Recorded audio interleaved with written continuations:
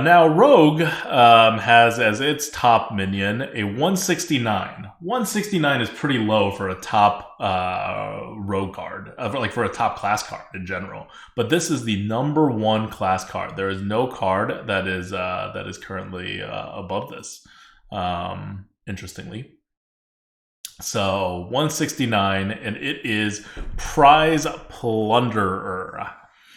Prize Plunderer is a 1 mana 2/1 pirate with a combo. Deal 1 damage to a minion for each other card you played this turn. This is around where Smug Senior is for a rogue. Obviously, it doesn't do much if you play it on turn 1, but what you're probably going to do is use a coin with it or play it later on when you can play like at least 2 other cards on the same turn as this, and then it'll be a 1 mana 2/1 that deals 2 damage. Yeah. So that's really what you're looking for. And it's one of those cards in which you're looking at it and you're like, well, it seems a little bit high. The effect is good. Like it's significantly more than what you should expect out of a 1 mana card. And with the amount of stuff that you are able to play with the rogue, you're going to be able to trigger it, and it will just be quite a good tempo swing for the cost. Yeah. So someone in chat says, I don't know why it's rated so high on average as an Og Merchant. Well, Rocket Og Merchant is a 168 in Rogue. So yes, on average it is it's an Og Merchant with more upside than Og Merchants, right? So you can think of it as kind of part of the Og Merchant family.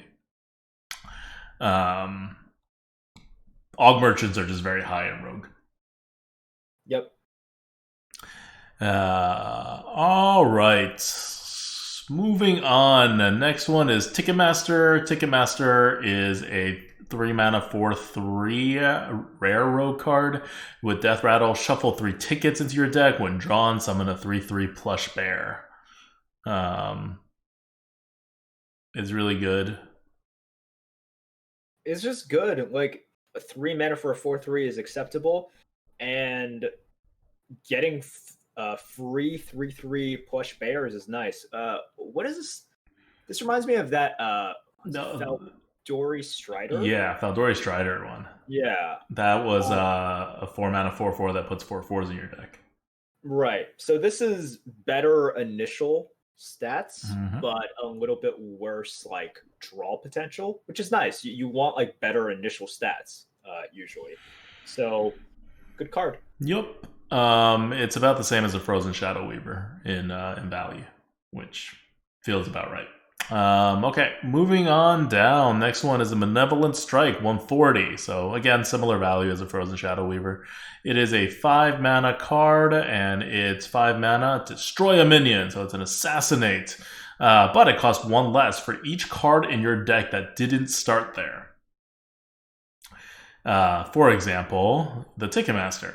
But also potentially other cards that shuffle things into your deck. Now, there's not that many cards that shuffle things into your deck, so this ability is actually not getting, it's not particularly valuable. But if you compare it to an Assassinate's a 120, so it is getting 20 points for potentially shuffling things into your deck.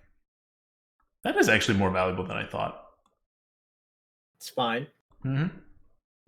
I guess there's more things being shuffled in your deck than I thought initially. Okay.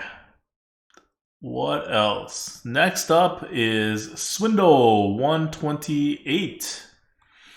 It's 2 mana. You draw a spell from your deck. And combo is you add a minion also from your deck. It's pretty good. 2 mana for a draw 2. It's an easy combo effect. Yep. I mean, it's 128. It's like where Acidic Swampoos and Amani Berserkers are. Okay. Next up, Sweet Tooth. 2 mana 3/2, basically the same score, 125. It's just a raptor, but if you corrupt it, it gets +2 attack and stealth. So it's like a raptor with upside. It's really good. Like that upside is actually really, really good. And then the fact that it has stealth, so you're able to use its effect, like use its attack really nicely. It's getting about 20 points on the Raptor. Mm-hmm. And I think that's fair. Like, and if you think it's more, well, you have to account for the times that you actually just want to play it on turn 2, or corrupting it is not as advantageous. So that's where it's at. 20 points higher than Raptor. Yep. Next one, Foxy Fraud, another 2-drop. So keep in mind, Sweet Tooth is a common rogue card. Foxy Fraud also a common rogue card. Rogues are getting a lot of 2-drops that look like Raptors. So here's another 2-mana 3/2 Battle Cry. Your next combo card this turn costs 2 mana less. So you could potentially get 2 mana out of it, but it's a bit restrictive because you have to play the combo card this turn. You have to have the combo card in your hand, and you have to want to play it. Yep, perfect for Swindle. And Chad DKH says Defias. Yeah, well, remember when Defias was actually great? Back in the day. Okay. Moving on down, we are now at 71, so much, much lower than the other cards that we were talking about. This is where Ogre Magi lives. 3 mana, Cloak of Shadows. Give your hero stealth for 1 turn. So, like a crappy version of Frost Nova, but potentially a better version of Frost Nova, depending on what you're looking to do. Yeah, not a good card.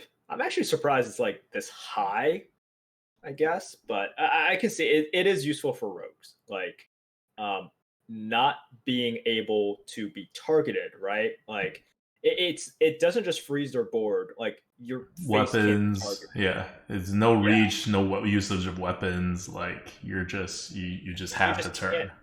Yeah, you just can't interact.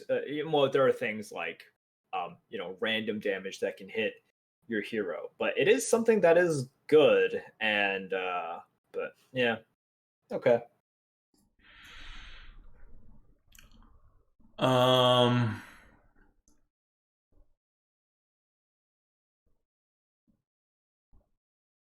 Is that it?